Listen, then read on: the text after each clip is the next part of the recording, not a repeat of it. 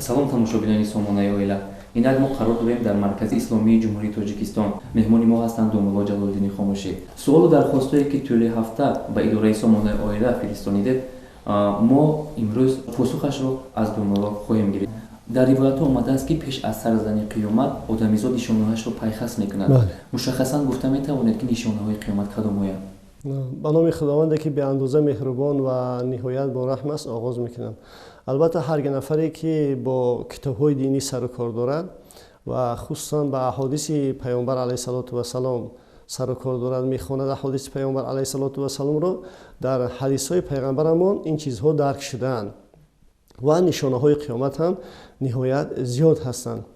аз он ҷумла яке аз нишонаҳои қиёмат рафтани ҳаё аз занҳо ва нӯшидани шаробнӯшӣ, авҷ гирифтани шаробнӯшӣ ва инчунин зиёд шудани зино ва фаҳшо ва зиёд шудани қатлу куштор. ҳамчуноне ки мо агар ба гузаштагонам назарандозем ва худи лисонулғайб Шамсиддин ҳофизи Шерозӣ дар як ғазали худ мефармояд ки ин чӣ шӯрест дар даври қамар мебинам, ҳама офоқ пур аз фитнаву шар мебинам.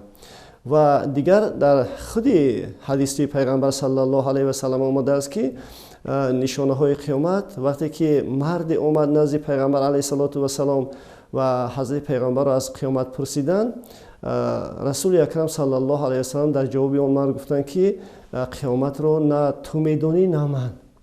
яъне рӯзи қиёмат мушаххас муайян аст ки рӯзи ҷумъа мешавад, аммо кадом сол мешавад ва дар кадом моҳ мешавад мушаххасан дар китобҳо наомадааст.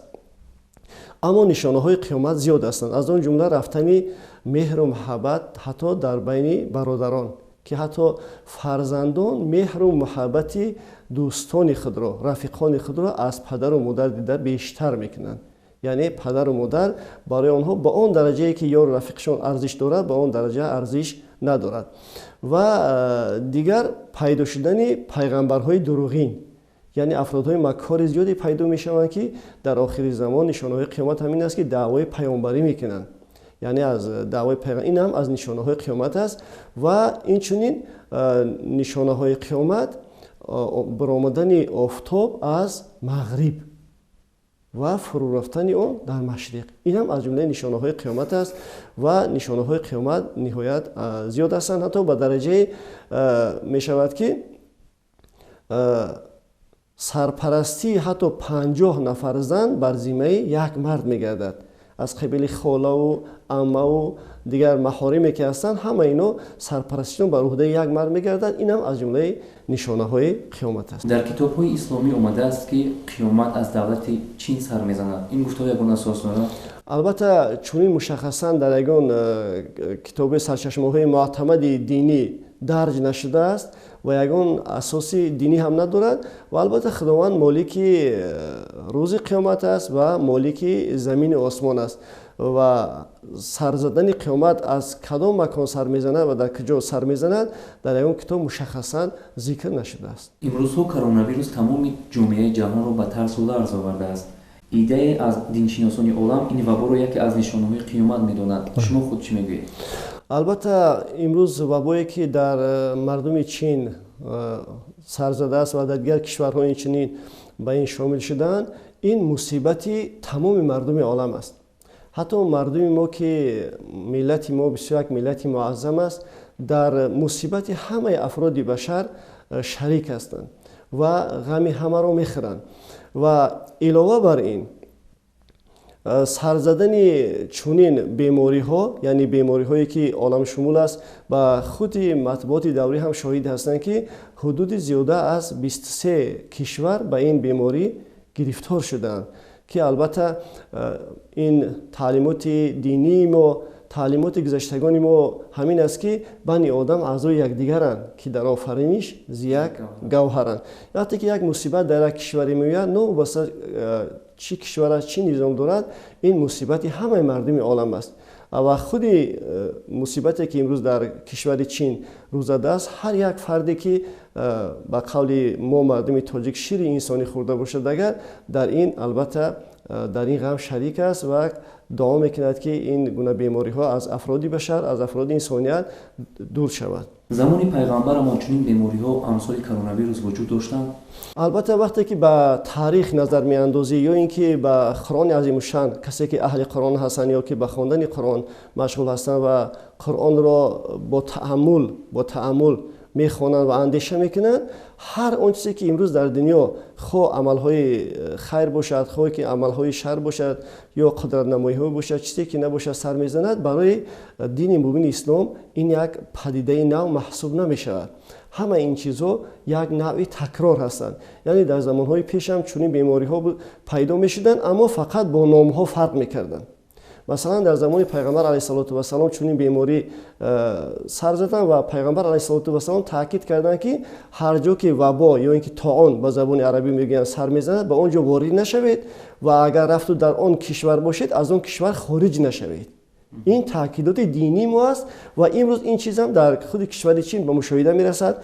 яъне таъкид мекунанд мардуми яъне дастандаркорони кишвари чин ки афроде ки дар он ҷо ҳастанд аз кишвар берун нашаванд ва дигарон ҳам иҷоза намедиҳанд ки вориди кишвараш бошанд. табибон мегӯянд ки сабаби гирифторшавӣ ба коронавирус хӯрдани гӯшти мор, куршапарак ва моҳӣ аст. андешаи шуморо дар ин бора донистан мехостем. оё хӯрдани чизҳое ки худованд тановули онро манъ кардааст метавонад касро ба чунин бемориҳо гирифтор созад? гӯё ки пайдо шудани ин вирус сабаби асосияш хӯрдани яъне аз куршапаракҳо ё мор ё ки моҳиҳои пӯлакдор шуда бошад, албатта барои шахсе ки солимфикр аст қобили эътимод нест. чунки мардуми чин бо инҳо муносибати аввалия доранд. ин чизе нест ки нав ба онҳо муносибат кунанд. ин аз аввал ҳаст ва ба онҳо муносибат доранд ва таърих яъне гардиши айём ҳар як чизи торикро равшан мекунад, ҳар як чизи маҷҳулро маълум мегардонад. яъне гузашти таърих нишон медиҳад, шояд оламо донишмандони ин кишвар таҳқиқ мекунанд ва исбот мекунанд ки манбаъ ва маншаи ин беморӣ аз чӣ аст, аз чӣ пайдо шудааст. ва имрӯз инам як навъи тахминӣ ё гумонӣ аст ва ба ҳақиқат ин ба исбот нарасида ки воқеан аз ин сарзад, чунки ин мардум аз ибтидо бо ин яъне бо табиати худшон як муомалати махсуси худро доранд ки ин ба ҳамагон машғул аст. ин яъне қобили ҳатто эътимодам шуда наметавонад ва гузашти айём ҳама инро муайян ва мушаххас мекунад.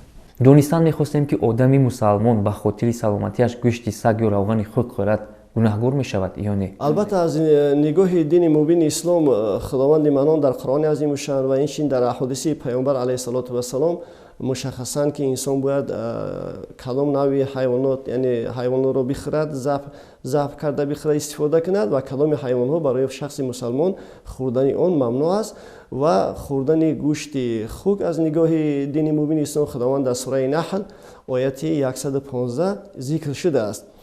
ва вақте ки инсон ба як беморӣ гирифтор мешавад ва он беморӣ бо тавсияи табиби ҳозиқи мусалмон, яъне як табибе ки ҳозиқи мусалмон аст ва ба хӯрдани баъзе ашёҳои ҳаром яъне он шахсро тавсия медиҳад, ба шарте ки ғайр аз он дигар давое ёфт нашавад, табобате ёфт нашавад, дар он сурат метавонад ки он шахси бемор барои наҷоти худ барои он на ҳалол балки мубоҳ мегардад ки аз он ба андозаи наҷот ёфтан ё халос шудан аз он бемории худ истифода кунад, фақат на ба раъи худ, на ба андешаву фикри худ, балки ба тавсияи табиби ҳозиқи мусалмон. барои пешгирии чунин бемориҳои хавфнок аз қабили коронавирус, сил ва вабо инсон бояд чӣ кор кунад? ва худи донишмандони чин ҳамчунон ки дар матбуоти даврӣ нуқтаи назари худро доданд, барои пешгирии онҳо шустани дастҳо, яъне инсон бояд ки дастҳои худро шустушу кунад ва аз нигоҳи динӣ агар мо ба ин назар андозем, ин барои фарди мусалмон як чизи оддӣ аст. яъне бояд ки таҳорати комил ва намози комил дошта бошад. ва агар инсон таҳорати комил дошта бошад, агар яъне умед аст ки худованд ӯро аз чунин бемориҳо, аз гирифтор шудани чунин бемориҳо дар амон хоҳад дошт. тамошобинони сомонаи оила, мо мутмаин ҳастем ки баъди посухҳои домулло ҷалолиддини хомӯшӣ шумо ба саволҳои худ ҷавоб гирифтед. тансиҳату хона обод бошед. барномаҳои мо дар навбат ҳастад.